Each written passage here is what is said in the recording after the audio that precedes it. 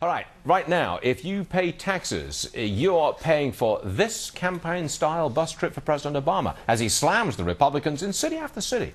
And now, what's the message? He says, blame the Republicans if your teacher or your firefighter is laid off. We're about to ask Bernard Whitman if the Occupy Wall Street movement is about to become a ball and chain for the Democrats.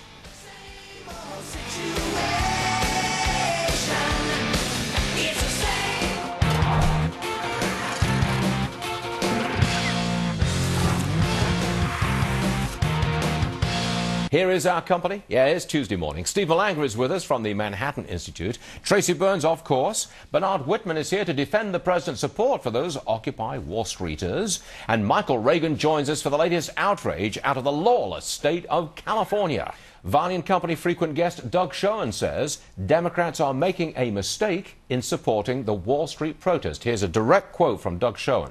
President Obama and the Democratic leadership are making a critical error in embracing the Occupy Wall Street movement, and it may cost them the 2012 election. We'll talk with Doug himself in just a few minutes on this program, but right now, Bernard Whitman is with us. He's the president of Whitman Insight Strategies. Bernard, always good to have you back. Welcome. Thank you, Stuart. Great to be here. I take it that you disagree entirely with Doug Schoen, and you think that the president can and should continue his embrace of Occupy Wall Street. Well, look, I found Doug's poll fascinating. He's a very good friend, but I do disagree with many of his conclusions. Why?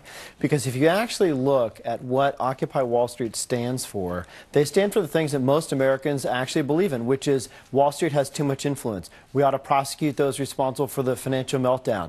The income gap between rich and poor is growing too high, and we ought to fund the jobs bill through a tax on the rich. These people have made more money than anyone else during an economic downturn, and it's time they pay a little bit more to help America get back to work. USA Today has a poll. It's out today. Twice as many people blame Washington for the lousy economy as blame Wall Street. I think, look, there is a lot of blame to go around, but there's no doubt in my mind that Occupy Wall Street has captured the hearts and minds of Main Street, of East Street. It's blowing up social media. It's gone viral. It's across 5 different continents. And why?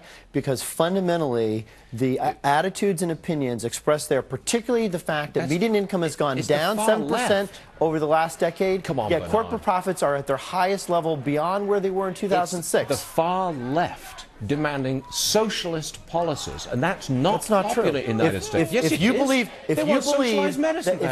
that funding some jobs through a tax on those people who have done the best, that's not what they're asking is socialism. No, I'm sorry, Stuart. That happens to be the opinion of 2/3 of the American people. They want to abolish the rich, for heaven's sake. They want to tax them out of existence. You're talking about a small portion of individuals that are down there. They put out a manifesto, and according to Doug Schoen's polling, they want far left solutions to the nation's problems. And the president is embracing the far left. He's making them into Obama shock troops. No, it's actually, I say that is a mistake. It's actually not true, and here's why. The Occupy Wall Street movement is so much bigger than a handful of protesters in Zuccotti Park. It is all over the country, and it's going global. Why? Because people are sick and tired of the gap between poor and rich. No, of course not. I absolutely do not condone violence. I do not condone violence.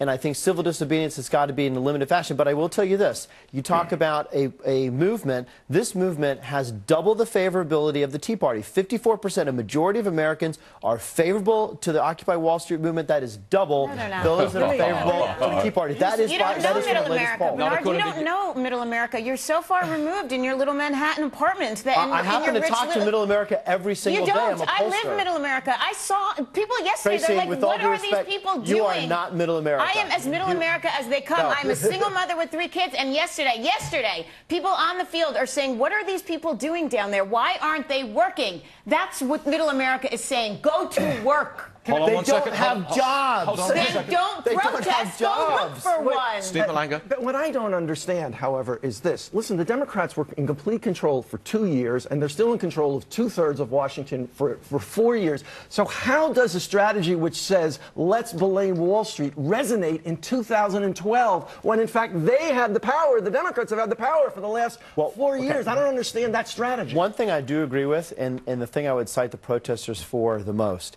is the fact that this should have gone on 2 years ago. This is 2 years later than it ought to be, and frankly, they could hone their message a lot better. But look, there's a lot of blame to go around. There's no question that government and Wall Street are to blame. But the idea that the Senate Republicans hold up a jobs bill unanimously at a time when we cannot get Americans back to work because is it's a criminal. stupid jobs bill. It's a stupid Putting jobs people bill. back to work is stupid. It by is a funding dumb it jobs through bill. contributions of those who have done incredibly well. Give me a I think it break. makes Why common don't you sense. read it, and you'll realize how stupid it is. Hold on a second. Last word goes to me. If the first stimulus plan had been successful and created all those jobs, I would support the second stimulus program. But it was not successful, and the Republicans should not support the renewal of a highly unsuccessful program. But that was my last word. Bernard Whitman, always a pleasure. Thanks for joining us. Thank you, Appreciate Stuart. it. Right. Now we're going to hear from a reasonable Democrat, Doug Schoen, later this hour. No offense. Love Bernard. Lowe. He is my mentor and a very good friend. And Doug says that embracing the Wall Street protesters is a mistake. 10:23. Doug Schoen will be with us. Listen to this.